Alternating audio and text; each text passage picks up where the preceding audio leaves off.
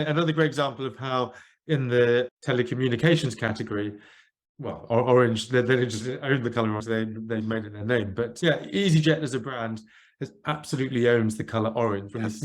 Yeah. And to the extent that then it's not just associated with EasyJet, orange has become associated with low cost and low categories, which shows how powerfully they've sort of made that color as their distinctive asset.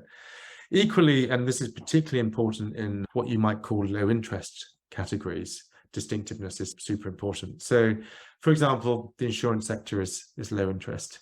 And that's why you'll tend to see things like meerkats and talking dogs in the insurance sector, because it's a way of building distinctiveness in a category where actually the service that's being offered and the proposition is pretty similar. They're not that differentiated, but they're highly distinctive as brands to cut through. And then the third thing is, so we've talked about differentiation, we've talked about distinctiveness. The third thing is dramatization.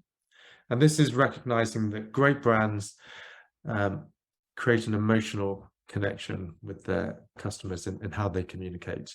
It's the John Lewis commercial every year that everyone waits for and brings some people to tears.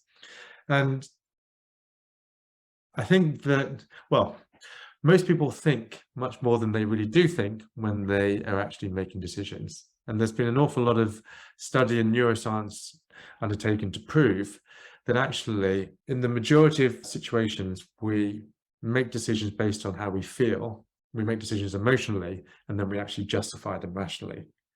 So emotion is super important to how you build a go-to brand.